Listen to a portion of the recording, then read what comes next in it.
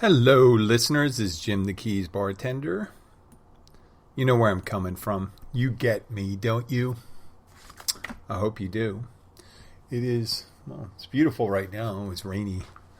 We had big fat raindrops last night. Big fat raindrops.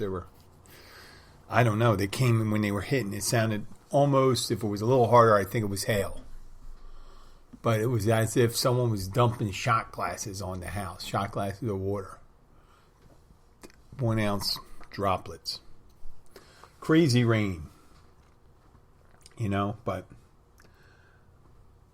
I'm not a meteorologist. I just know we had a decent amount of rain. I know it's cool. And what that means for business, that normally means when it's rainy and cool, we get more business at the restaurant that I work at. But unfortunately, things have slowed down a bit. I don't know what the cause is. I'm not going to pretend what the cause is. It just is. It just is. Call it COVID. Call it the lag from the peak at the thing. We finally, it slowed down. It's not a good thing for everyone, but fortunately for places where they're having problems with manpower, and that's losing people due to illness, COVID, whatever, flu, cold. I think with more people, this would just be one thing, more people with taking the mask off. Prior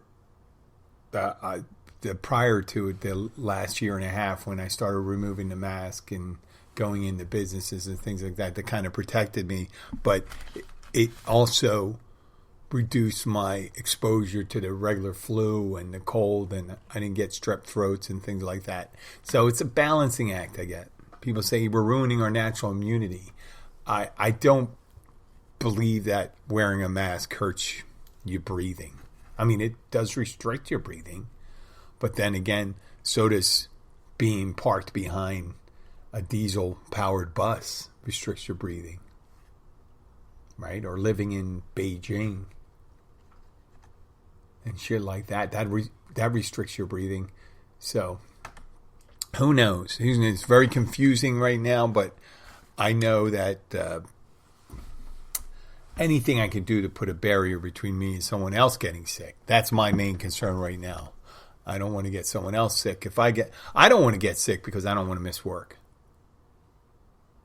I can't at this point in my life. I really can't afford to miss work. It's not. And then I have coming up the peril of perils for people in the service industry, unless you're working at a corporate place where they actually pay you, but they don't really pay you, do they? Jury duty. When I say they pay you. They don't. A lot of corporations in the United States or companies in the United States, if you get called for jury duty, they'll pay you while you're on jury duty.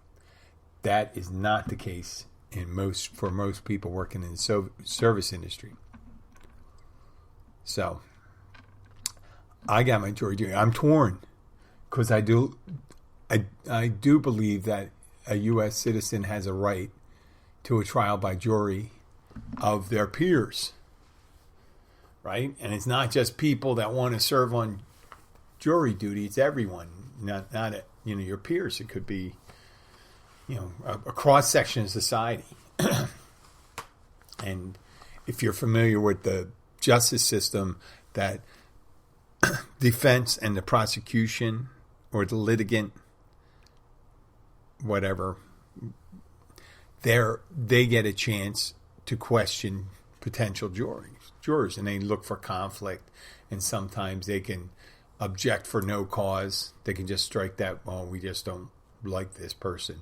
They get a certain amount of strikes. It strikes for cause. I think that's unlimited. Like if someone's a police officer and a police officer's testimony is required, and they worry about the jury taking undue credence of someone in particular.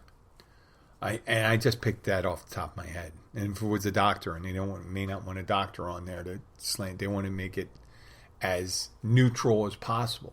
And it's virtually impossible for a jury and stuff like that. So I'm I normally could try to go in there with an open mind when I have the opportunity. And if my bar shift started later, that wouldn't be no problem, because I could have just, if I started at 5 o'clock, I could just be ready for work and then drive from the courthouse then. Just like any time, if there was a 2-week trial, it's like, imagine not getting paid for 2 weeks. And you're in the Keys. Try explaining that to, most of the people in the judicial system down here, they understand. They say, listen, it's very expensive to live down here.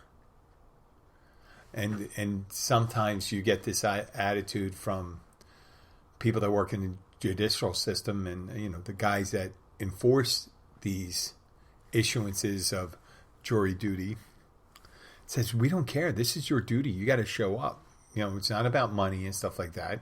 We give you $10, $15 a day, so deal with it. If I was wealthy, that would be no issue. But at this point in my life, it doesn't really float the boat. I know it doesn't sound very civic minded, but I could probably make it roll. I'll go like this. I'll try. It sucks, but if things happen, the longer the jury is out, the less. That would influence my decision, wouldn't it? If you're financially beholden to work, you have the need to work because of the cost of living down here, then you have to say that could affect.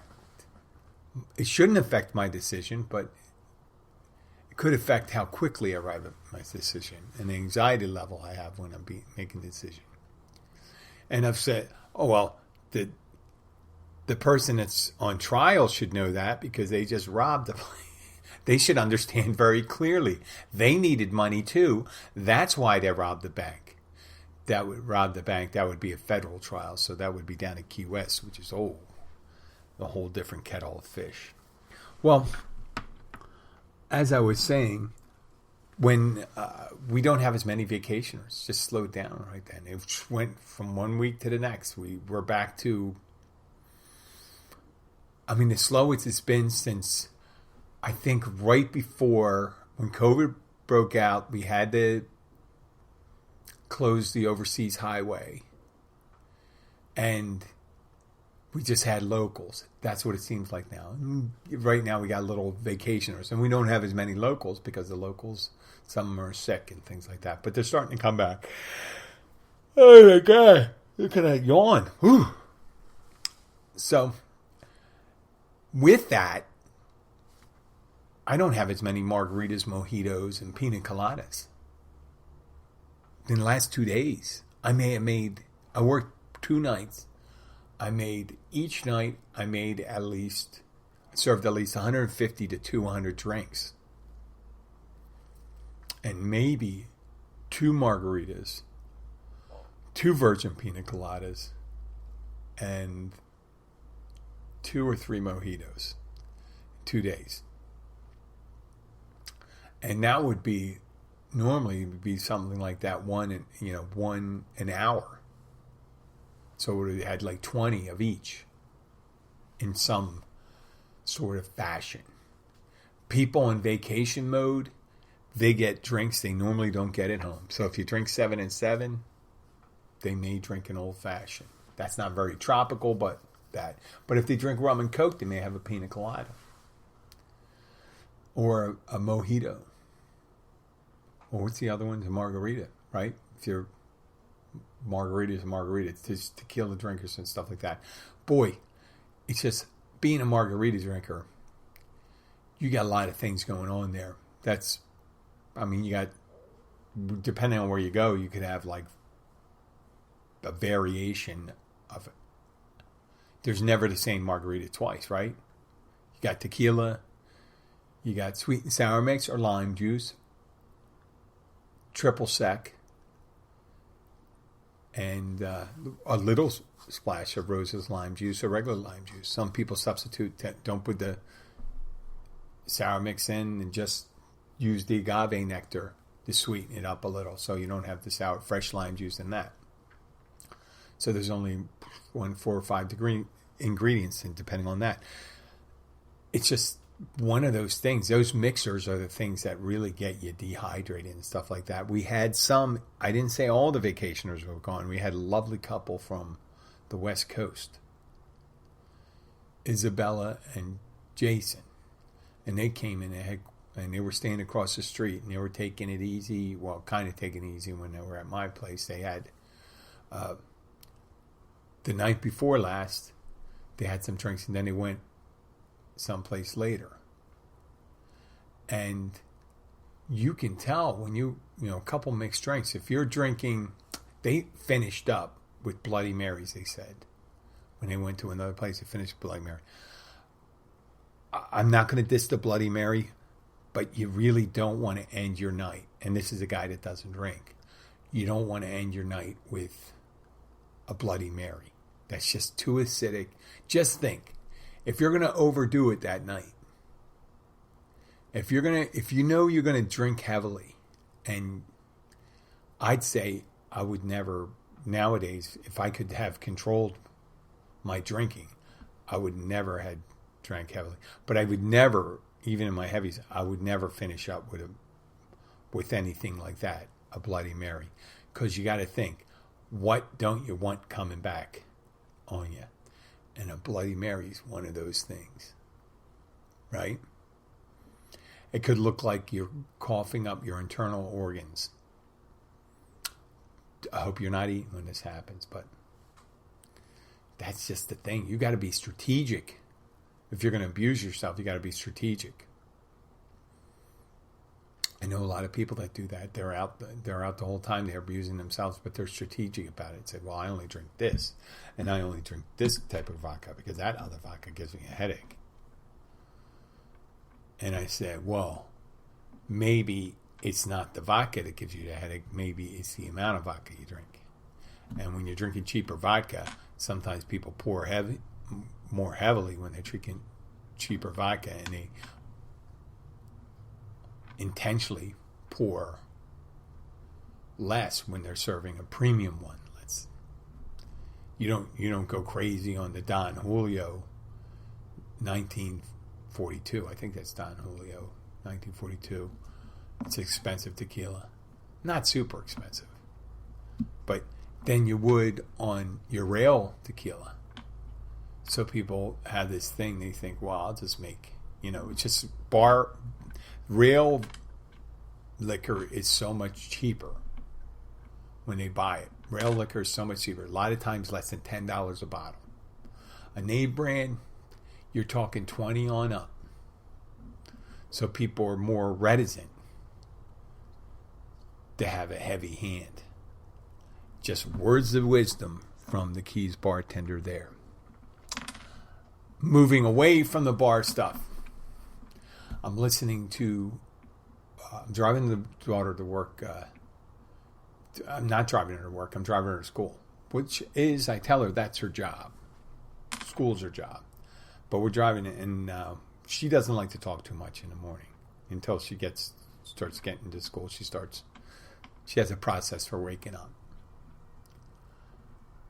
So I'm listening to radio, and a lot of times, especially down here in South Florida, I'm not aware of the commercial apportionments in the places you live, but there's a lot of injury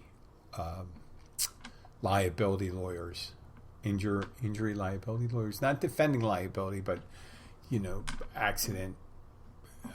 The old days you used to call them ambulance chasers. They want to say, hey, what was that accident? Who caused it? And stuff like that. Here's my card.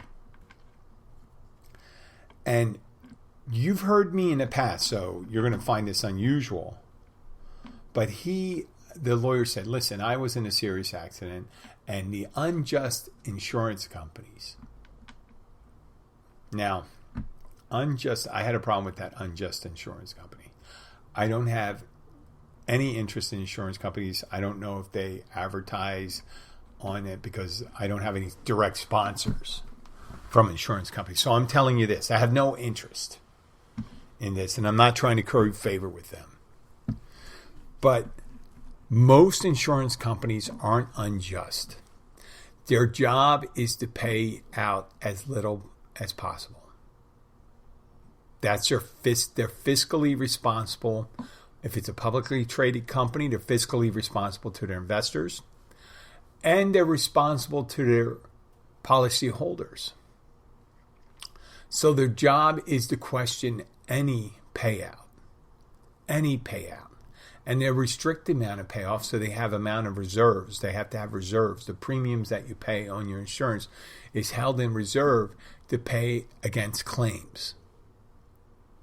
So the administration of that same insurance company, the one they have the claims adjusters and claim processors and the secretaries, everyone, the salespeople, they have to be paid from that premium. And they have to save as much of the premium as possible. And saving the premium, it would be reducing the amount of payout.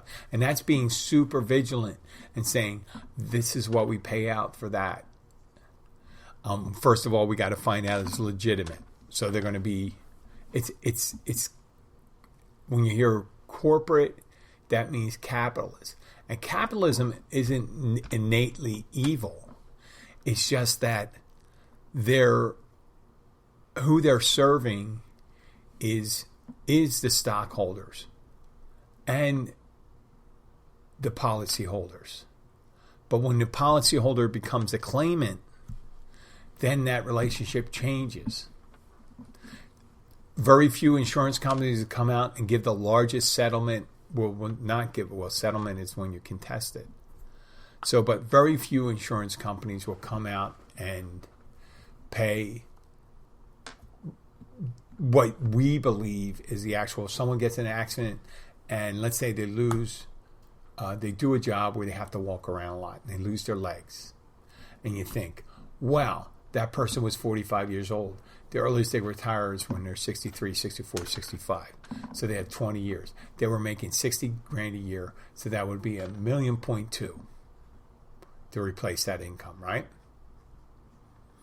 Nope, that's not what they're thinking. They're thinking, well, they can go on disability and get this, that. They get some insurance, they get some tax deductions, and we believe that would be $100,000, a year and a half maybe of income replacement for someone. Oh, and then you'd have to find another job. You could possibly get another job, find another career. And, you know, you can go through all the different scenarios of why an insurance company would pay lower, but they always go for the lowest they can. Though they're not going to offer it. They're going to offer the lowest possible one and get away. And just like employees, for big corporations, they have to have certain amount of employees to do certain amount of tasks, to do tasks defined depending on their ability to perform the task. They will pay, a corporation says, well, we need to, in order to get adequate people to do this, we have to pay them $40,000 a year. And then at a certain point, they say, well, we can't get anybody for that for $40,000 a year. Then they got to raise it. That's why I'll tie this together with that one of these things that happened since COVID. So when lawyers call insurance companies unjust, and people call lawyers bloodsuckers, lawyers aren't bloodsuckers.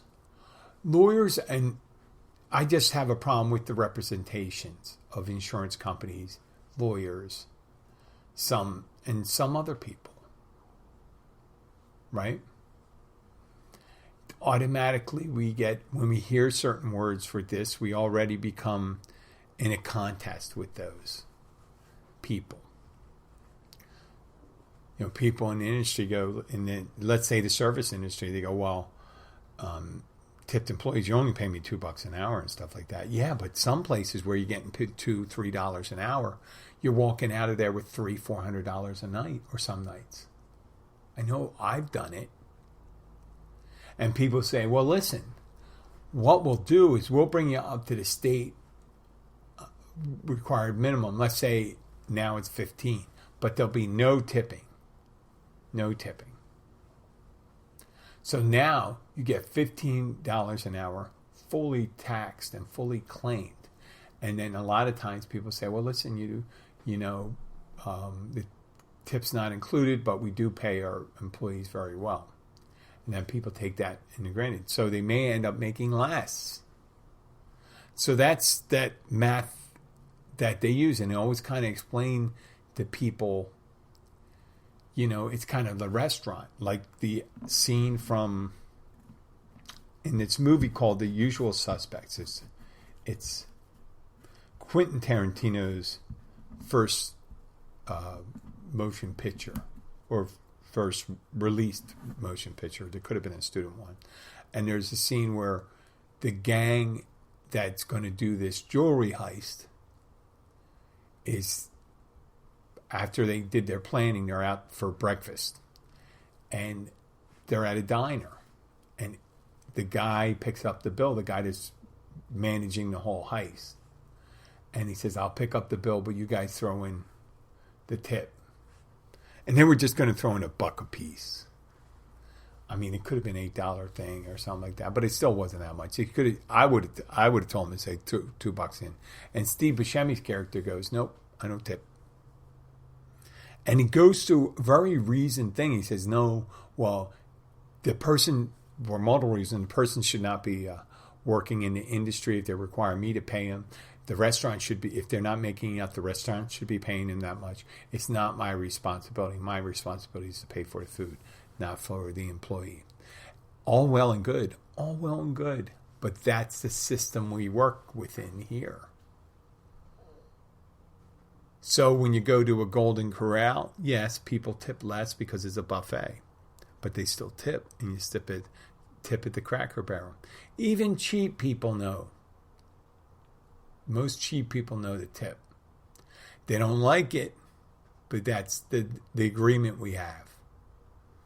And if in general, if you talk about the whole agreement, if you consider yourself a member of the community and how wide the community is, whatever, it's just your town or your state or your country.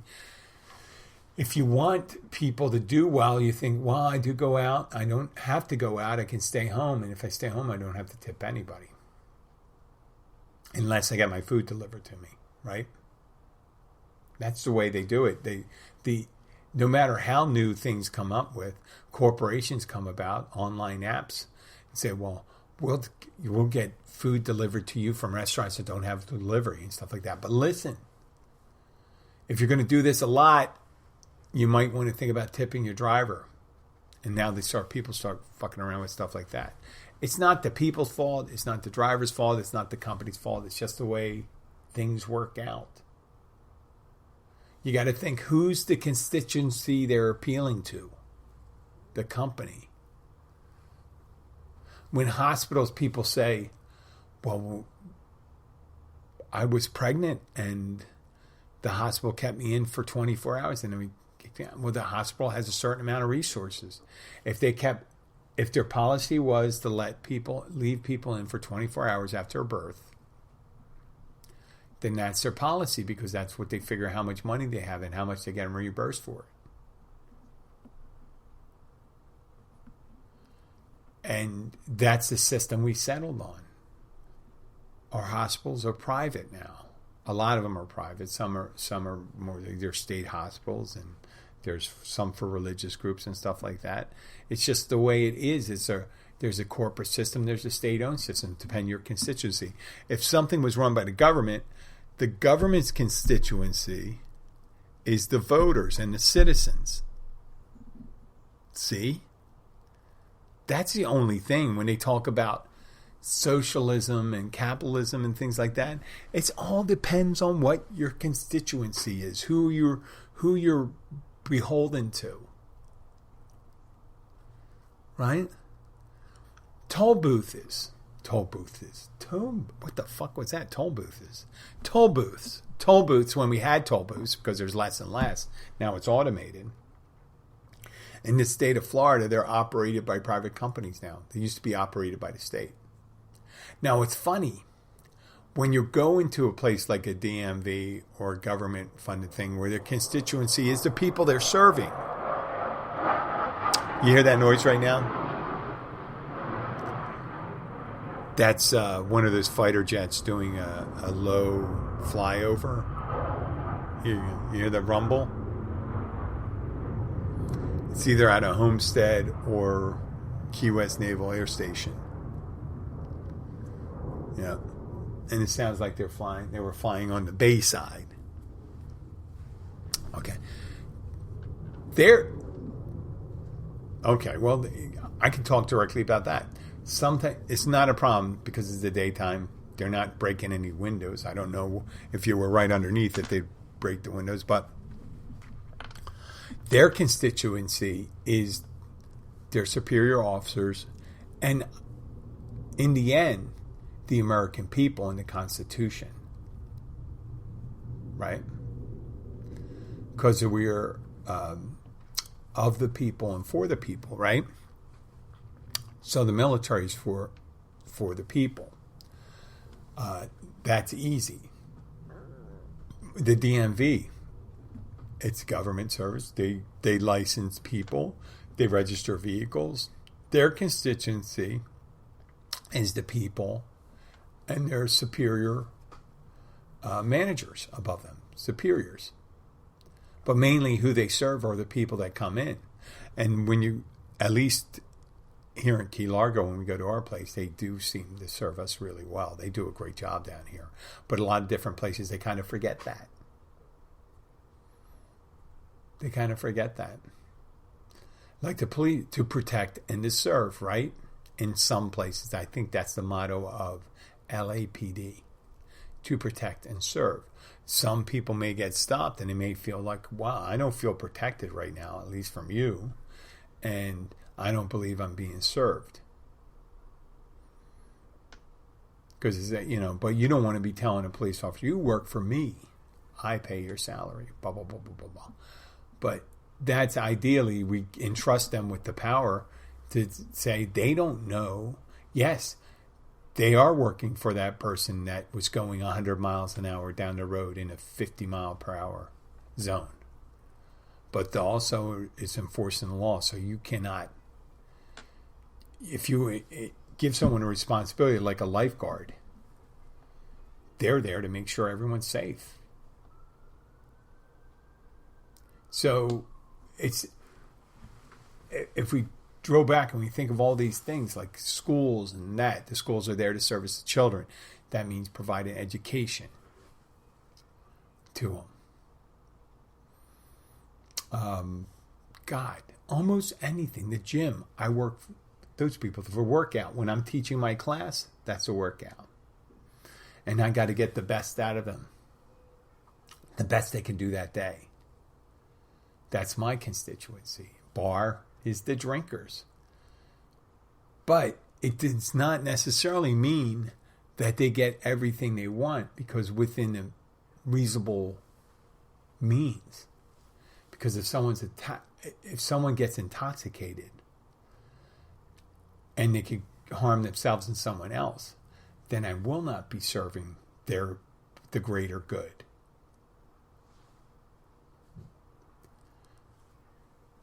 So be mindful when we go to talk about insurance companies. Health insurance. Now, like health insurance companies, I talk about that all the time.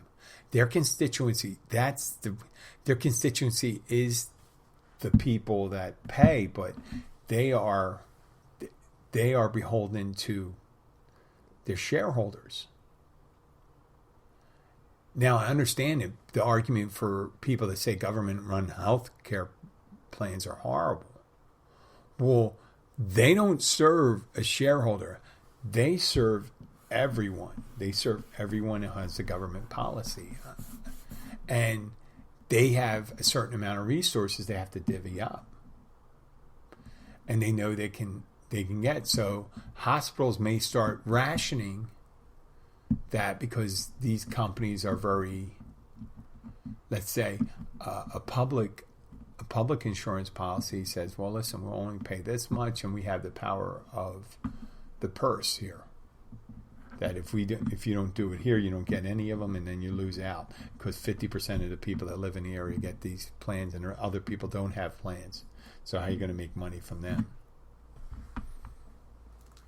And we always say, well, you had to wait this long for. Well, you may have to wait. The way government runs. If you had an elective surgery, they'd put you on lower on the list than you would an essential one. And sometimes they'll say they have to meter it out, but that's for the greater good. Now, for privately owned companies, they too will meter insurance, saying, sorry, that's not covered. Or you're going to have to pay $10,000 out of your pocket in order to get that done. So it's not all good and bad, but looking at something good or evil, government-run healthcare, privately run healthcare, doesn't tell the whole story. It's who they're beholden to, and that's not good or bad. That's just a relationship thing involving such as life. This is it for today. I want to thank. And last, I would like to say I have a friend in. I don't know if she listens to the show, but if she does, I have a friend in Japan. We've been talking a lot, and I hope she does. It's interesting. Everyone that contacts me from Asia, these attractive women, they just seem to. What do they do? They seem to be in health and beauty. Always in health and beauty industry. And then I'm waiting for this one to see if there's going to be an ask for investment, because everyone starts talking about investments when you talk online. So it has something. Eventually, I always think when they mention it and start testing lines, they ask you, did you make plans for your retirement? Unless she's looking for a husband here, which you got the wrong person here. Not that I wouldn't. You're a lovely woman and stuff like that, but I am already. I don't do the multiple thing, and in this late in life, I do not leave one for another, because I realize the fallacy in behavior like that. When he goes, oh, this seems nice. I'd like to thank you for listening. Please, please, please keep up those downloads. I am fading fast because I just had a bunch of spaghetti and meatballs after my workout today, and you know what happens when I hit the carbs. Thank you very much, and have a great day. Let's sign off here.